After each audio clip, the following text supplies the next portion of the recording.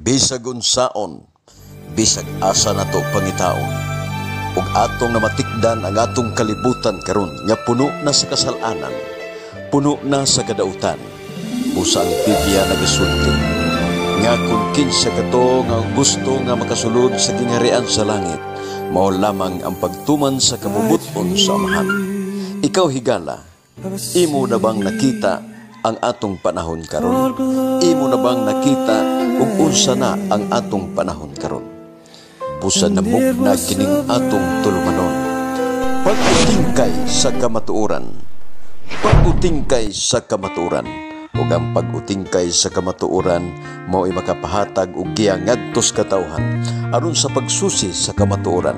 Ang tibuok kamatuoran magapahayag ngadto sa kaluwasan. Pag-utingkay sa kamatuoran. Ug karon ania ang atong tigdumala.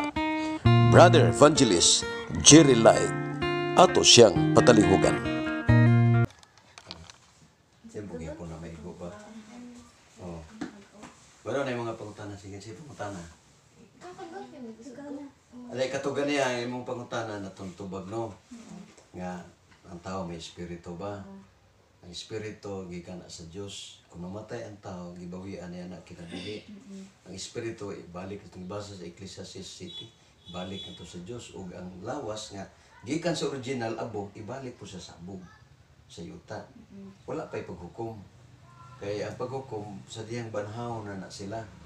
Pagkabanay, balik ang espiritu, buhay na sila mo itong ibasa sa 2 Corintios 5:10. Mag-atubang sila. Atubangan sa Ginoo. Oo. Dili kay sa dyan namatay na nanay paghukom dito. Wala. Dapat nas pangadjion biya sa Katoliko.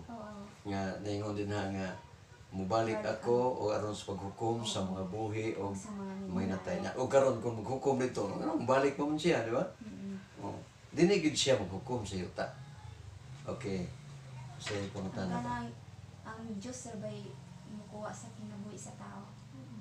Ang dunay duha ka klase na ang Diyos depende sa imong panahon. Palitan karon yan ang panahon mo magkatigwang na mapatay magyud. Oh, pero kanang mga dinalian yan ang kuan. Ang Ginoo dili siya naggalong sa tao. Tagaan ta niya og freedom, free will, pagpili. Kung magpakamatay ka, dili ka niya pugnan. Mo kita naghikog, di ba? Kay mapugnan sa Ginoo. Ang pagkuan nga na ang example kung may maghikaw. Tapos nila kanang kuan na siguro oras na pud di ay ana. Dagay mga rason ay mga kuan mga pangutana nga man. Dili pa na niya oras kay ang oras sa tao kumutiguang na siya. Kuan gid siya kanang muna say bawal nga imong gipatay ang imong kaugalingon. Tungod kay depress mo ka. Was nga murag wala na kay paglaom. Ang naay mong home mo nga magpakamatay na lang ka para maimpas ang tanan niya. Namo goy kuan sa tao kining tradisyon. Nga kung mamatay ang tao nang kuan na siya nang hamugaway na siya kay pwede siya matug langit, pwede siyang balik dire ato sa purgatorio, nya suroy-suroy. Mo na ilang una-una. Pero unbiblical na siya, dili na siya biblical.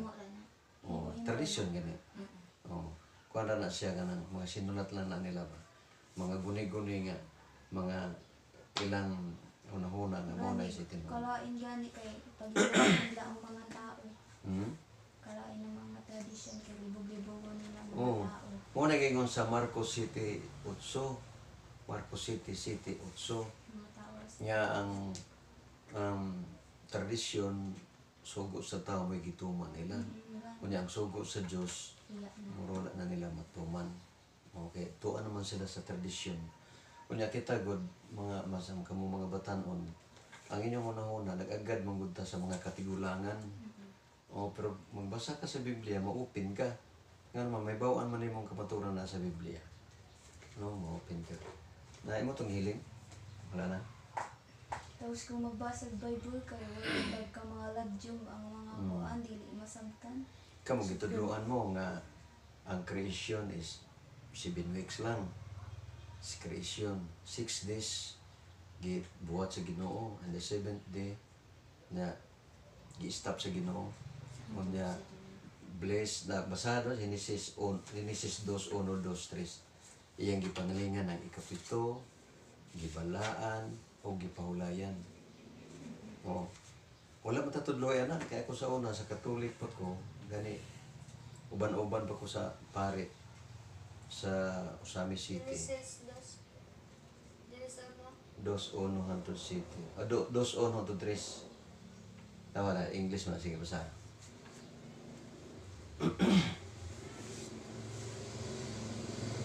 Thus the heaven and the earth were finished, and all the host of them. And on the seventh day God ended his work which he had made, and he rested on the seventh day from all his work which he had made. And God blessed the seventh day and Sanctified. Sanctified in it, because that in it he had rested from all his work which God created and made. Iyang gipanalanginan, gibalaan o gipahulayan. God rest. Siya gyud naguna. Kay ang 7th day is the last day of the kining week, no? Weekly cycle. Muna gingon dia, sa weekly cycle, the 7th day is the special day. Siya mo'y pinakalas, 7. No? Kay ang yawa po, the favorite number sa yawa is 6. Mo bitaw na yung mga 666, ano dito? The favorite po sa Ginoo is 7. Muna yung panalanginan. Hebrews 4:4. Gikuha na sa New Testament ang 7th day po, no? Hebrew. Bebe ako, be. Kung mag-practice mo, kung na okay sa Bible, ano, pangitaan 4, 12 na siya, pangitaan 4:4. Kung na siya ng, mo bitaw nga, diri sa ato, may bulong mo nga, anong namay 7th day Adventist? No? 4:4. O, di ba sa? Muna usa, 4:4. And no man taketh this honor unto himself. 4:4? Dili na Hebrew ba? Tanawang, Pinapas na ka. Sige, sige. For he spake in a certain place of the seventh day on this wise, and God did rest the seventh day from all his works. God raised on the 7th day. Oh. Kunya, kita, pasundon ba ta? Jis, dito rin po, sa Jis lang. Dito sa Jis. And in this place again, if they shall enter into my rest. Seeing therefore in ruminate that some must enter therein, and they to whom it was first preached entered not it because of unbelief. Belief. Again, Ano na? Wala? Jis? Kasi. Again he limited and certain day, saying in daybreak, today after so long a time, as it is said, today if you will hear his voice, harden not your heart. For if Jesus had given them rest, then would he not afterward have spoken on another day? There ruminate, Sa Jis, dito na sa Jis din. for he that is entered into his rest. Oh. He also has his from his own works as God did from his. Si bisan kinsa kato nga magapahulay kauban sa Dios muundan sa iyang pagpamuhat maingon niya ang Dios miundan. Karon gikan ta sa simbahan, putan ta Katoliko ta. Tuta sa simbahan, pag uli na to, trabaho niya po ta, di ba? Wala siya makatulong nga magkapahulay. Ang tinuod niya, magbantay sa 7th day, in tibuk adlaw, tuwag ka sa simbahan. O, tuwag yung ka diya, kay minaw ka sa pulong sa Ginoo. Kaya ka na mo, sunset to sunset. Karon mo sunset, butan ta, Biyernes ron. Pagka sunset na simba mi. Pagka masimba mi, hanto na sa hapon. No? Ingon sila nga, kansit na. may kansi. Nga naman, kung ang tao wala siya pahulay, may posibilidad masakit siya. Yeah. Imbis ang imong kwarta adto sa imong pamilya, tuan ano sa imong balatian. Muna nga makakita ka nga hutdon gani mo ang tibok adlaw. Ang gawas nga nakalapas ka sa sugo sa Ginoo. Wala pag kay panalangin. Muna nga ang mga Seventh Adventist kasi manimba dito may trabaho pagka Domingo na pingo na sa Bernes, 6 days shall be labor and the 7th day is the Sabbath for the Lord. For the Lord gani sa alang sa Ginoo. Dili sa atong kaugalingon. Kay usay kita god mga pas kita nga budato. Di ba? Di mo gyapon. Dugay-dugay na mo ta hurot na to tanang adlaw trabaho. Di mo gyapon. Una nga ang Diyos magapanalangin sa ato. In the 7th day, God sanctified, blessed, nagpanalangin, nagbalaan. Kita ikaw ata magsunod. O motro pa mo dali namin kung magtuong taon about 1 million keep Sunday. Nga no, asa nagsugod ang pagbantay Domingo. Nga nung nagdomingo man ang uban, ang 7th Adventist ay Sabado. Nasa history, na ako din. Nga gi-change din nila. No? Tao rin ga-change. Unya din, wala pa may reliyon ang Pilipinas. Si Magellan, mo'y first evangelist nga miyani sa Pilipinas for i-Christian niya ang mga tao. May Spanish man daw. May Spanish. O muna nga, ang mga dire, wala may know-how lagi, wala nibalaan, Bible. O, muna nga, ang gitudlo sa mga Spanish, dili na ang Sabat, di na ang Sabado. Ang Domingo na, nga giunang introduce ni Constantine the Great.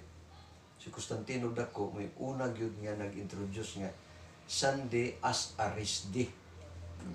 Ang Domingo, ingon nga pahulay. O, dili gud siya maoy pahulay. Gi-introduce na, gi-adapt na siya sa Roma. Gi-adapt na siya sa Roma. Muna istorya na.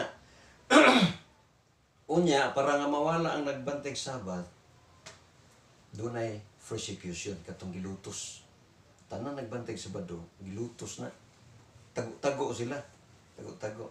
Sa diya nga namingaw na nga, gipanglutos, miguho na sila. Matag nasod ilan nag-evangelize, no ilang giminsayan. Pero ang gidala sa mga katsila, dili na ang Sabado. Samantala, din sa Biblia, kinatsila mo na siya. No. Samantala din ang batasan ni Giniso Kristo, Sabado. Sabado dito sa Marisa. Ako, babasahon mo ha. Kini mga Latin na Bulgata, kini mga Spanish nga kuwan. Ang ilang mga penlongan, ay mga it's at tumoy ba?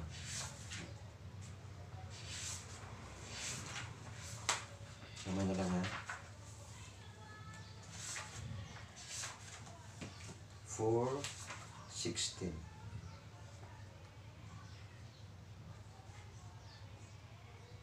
16 na rin, kini. 16. Ano basa? Bisaya mo na. 16. Mm. Ug miadto sa Nazareth nga manatuhan Matutuan. ay matutuhan kaniya og misulod sumala sa iyang batasan. Suhad Sulod. ay sulod Sud na siya. sud sa adlaw sa Sabado ngadto sa sinaguga o mitindog ang mitindog sa pagbasa. Okay. Unsay ilang kuan? Iyang pagato sa simbahan, unsay adlaw? Sabado. Sabado. Kung imong basahon ang Ten Commandments sa Roman Catholic, loyal kay sila sa Sabado nga nagsimba sila sa Ginoo. Muna nga, muna siya wala gitudlo sa mga tao. Sadyang gitudlo ni sa ako, na-open ko ba? Nili ba ko sa Adventist? Gusto na kong mabantay adlaw Sabado. Nya, kanang mga pagkaon bitaw. Sultihan mo, ang Diyos ko yung nagsultihan na nga. Gisiparit yun niya ang mga pagkaon. Kaya ang pagkaon niya, gidili sa Ginoo, doon na siya katalagman. No? Kung taas kag dugo, patay ang tao tungod kay ang baboy, dako na siya og gining posibilidad nga masakit ka. Kay imugo na siyang susyon ang baboy. Gamay na likuha nga nga dili siya makaon kay taas kay siya og kining kolesterol. Unya hilo. Muna nga kung ang tao may mga sakit pag mukaon siya, mo trigger ba? Muna mo atake. Mo atake man to kadong akong amigo si Lorenzo. Di siya mo tuos doktor, yung doktor nga ay pagkaon kay taas kay imong dugo, 200 ang kapin. Na katawar man siya ni ulit sa binutbot man tong doktora. Doktor kay di mo pupakan og baboy, dili gito Adventist. Nya karon palit siya 2 kilo baboy yang gihumba. Gahi uyo. Gikaong gina niya. Kaya kami atong panahon na di pamimi Adventist na ko. No, takita na no eh. Siya, ayaw na kay ako rani. Ingon sila nga madaot ko no. Sabi na paghapon, na wala iyang diabetes, wala iyang mga sakit, wala, patay naman siya, di mo tangtanan. Basta yung kinabuhi, tikig siya. Iyon ang doktor nga ayaw. Ang pinakataas sa doktor na to ang Diyos. Siya bigay mo, siya nakibalo nga angay kanon. Diba to sa panahon sa lunok ni Louie, ang limpyo tinagpito, ang hugaw tinagura. Ang baboy wag ito makaon kay duhar man. Kay kanon ang usa kaysa pag may muhabal at isa, duhar man sila, wala gito siya matandog. Anto didaghan ang mga baboy. Ang baboy din ang kadaghan og di buhion sa tao. Kaya nga naman, kaya ng mga baboy ihalas, may lang na duha usa ang mabuhi anak. Kaya pasagdan na nila.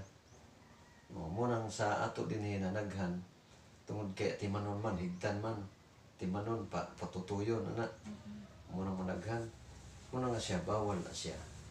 Munang nga, light lang ato, at least doon na may idea, pag sunod na itong kuwan, pwede mo mamatanan. Basta kay, andin sa ato, ang Sabado katong ikuan ang ikapitong adlaw. Di ba the last day of weekly is Saturday? The first day of the week is Sunday. The 7th day of the week is Saturday. Bisan asa ka mo kuan sa dictionary. Ang working day is Monday. Pero weekly gani is mo bitaw ng pare mingon niya. Aniya kita karon sa unang adlaw sa semana. Di na banhaw si Kristo. Di ba? Maingon ng pare? Oo. Mao kini ang ebanghelyo ni Juan. Samtang si Juan dito nakita niya ang patayng lawas ni Ginoong Hesus. Niya kadto sila dito. Pag abot nila dito, pag